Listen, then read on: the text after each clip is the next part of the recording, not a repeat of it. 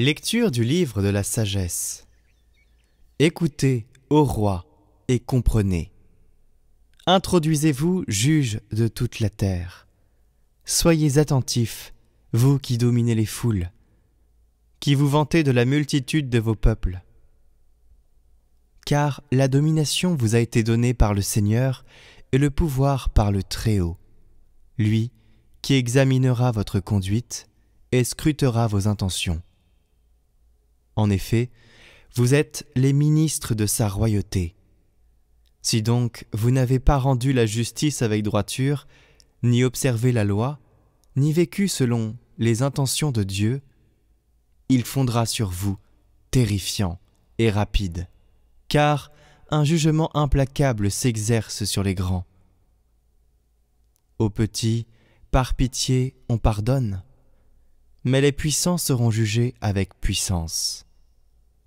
Le maître de l'univers ne reculera devant personne.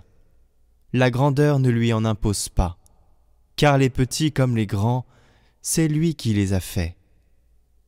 Il prend soin de tous pareillement. Les puissants seront soumis à une enquête rigoureuse. C'est donc pour vous, souverains, que je parle, afin que vous appreniez la sagesse et que vous évitiez la chute. Car ceux qui observent saintement les lois saintes seront reconnus saints, et ceux qui s'en instruisent y trouveront leur défense. Recherchez mes paroles, désirez-les, elles feront votre éducation.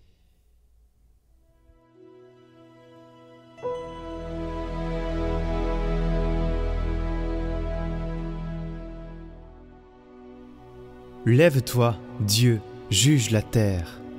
Rendez justice aux faibles, à l'orphelin. Faites droit à l'indigent, au malheureux. Libérez le faible et le pauvre, arrachez-le aux mains des impies. Je l'ai dit, vous êtes des dieux, des fils du Très-Haut, vous tous. Pourtant, vous mourrez comme des hommes. Comme les princes, tous, vous tomberez.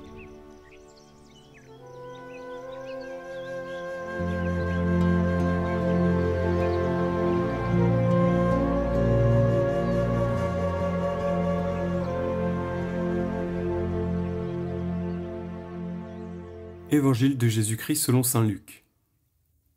En ce temps-là, Jésus, marchant vers Jérusalem, traversait la région située entre la Samarie et la Galilée.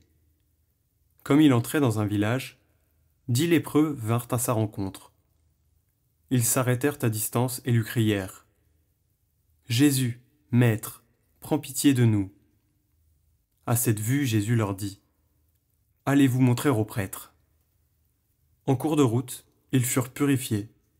L'un d'eux, voyant qu'il était guéri, revint sur ses pas, en glorifiant Dieu à pleine voix.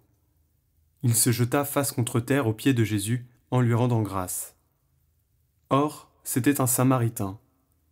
Alors Jésus prit la parole en disant : « Tous les 10 n'ont-ils pas été purifiés ? Les 9 autres, où sont-ils ? Il ne s'est trouvé parmi eux que cet étranger pour revenir sur ses pas et rendre gloire à Dieu. » Jésus lui dit : « Relève-toi et va, ta foi t'a sauvé. »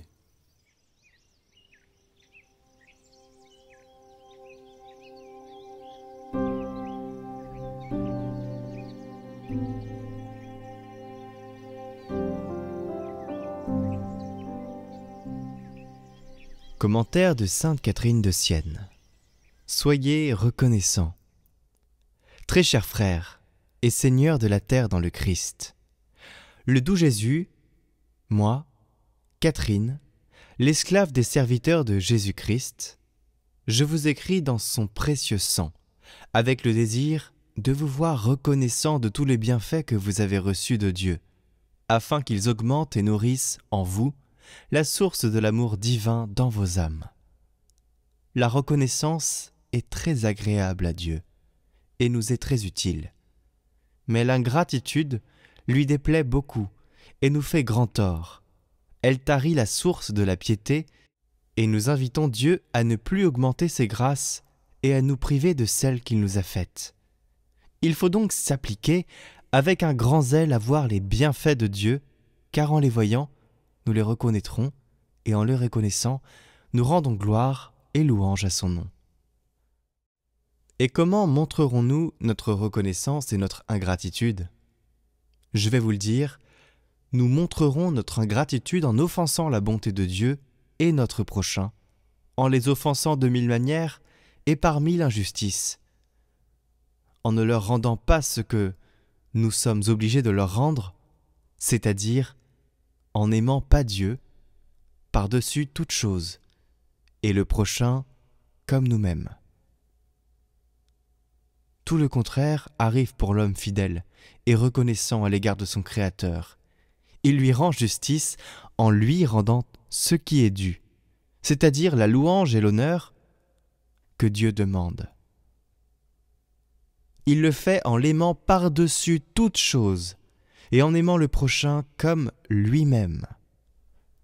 Il contemple l'humilité de Dieu pour rabaisser son orgueil. Il élargit son cœur dans la charité et il se purifie de toute souillure dans la pureté du Christ, dans l'abondance de son sang précieux.